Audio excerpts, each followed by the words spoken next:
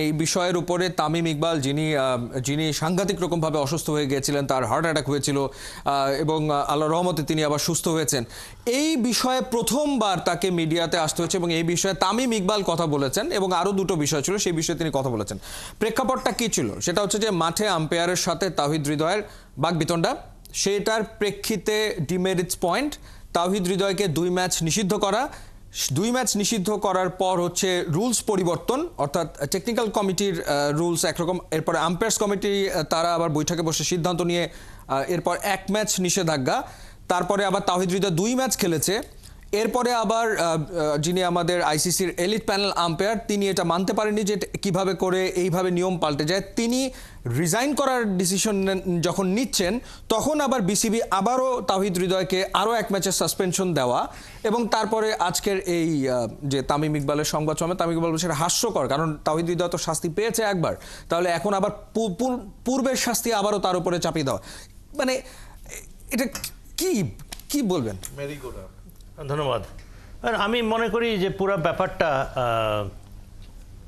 বিসিবিতে যারা আছেন এবং be it Tamim Iqbal, be it the board members, এখানে আপনাদের স্পিরিট অফ দ্য গেম বলতে যেটা বোঝায়, আমার মনে হয় এটা আমরা কেউই সেটা বুঝি না। As I said, be it Tamim Iqbal আর বিট দ্য বোর্ড মেম্বার্স, আমরা এখানে কি করছি? আমরা এখানে করছি যেটা আম্পায়ারের একটা সিদ্ধান্ত। আমরা তো সবসময় এটা ইউনিভার্সাল যে umpire decision is the final decision, you can't challenge the umpire. আর এখানে যে ধরনের বডি ল্যাঙ্গুয়েজ, যে ধরনের বিহেভিয়ার দেখানো হয়েছে, ডিসিশন যাই থাকুক না কেন, আম্পায়ার্স ডিসিশন ইজ ফাইনাল। এখন whether it is Saikat, he is an international panel or not, that's besides the point.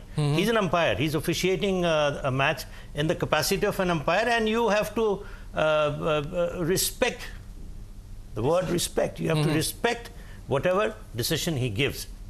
এখন এখানে যেটা হচ্ছে যে মনে হচ্ছে যে board members are above law, or maybe Tamim Iqbal is above law, right, with all due respect to his credentials as a world class player.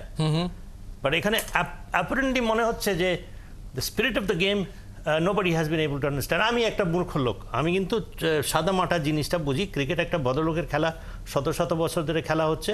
এখানে কিছু কাস্টমস, কিছু নিয়ম কানুন আছে যেটা you have to adhere to by the laws of the game, and one of which যে আমার মনে হয় যে the spirit of the game, আমরা এটা মনে হয় যে কেউ এটা বুঝতে পারি না, বোঝার কারণে কি ডিসিশন নেওয়া হয়েছে এই আগামী বছরে গেছে কিনা, এটা তো আমরা দ্যাটস কি বলবো, এটা একটা হাস্যকর জিনিস।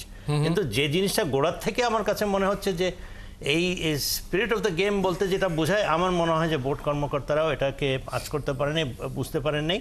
অ্যান্ড যারা 100টা প্লেয়ার যারা গেছে এটাকে এটাকে ডিসিশনটাকে পরিবর্তন করার পিছনে যে একটা জোরালো একটা পদক্ষেপ, এখন এখানে মোহামেডানের প্লেয়ার কিনা কিংবা আবাহনীর প্লেয়ার কিনা, আগামী বছরে কি রেজাল্ট হবে না হবে, খেলতে পারবে কি পারবে না, these are all irrelevant. What is relevant is the fact that you have not been able to understand the very basis of this year.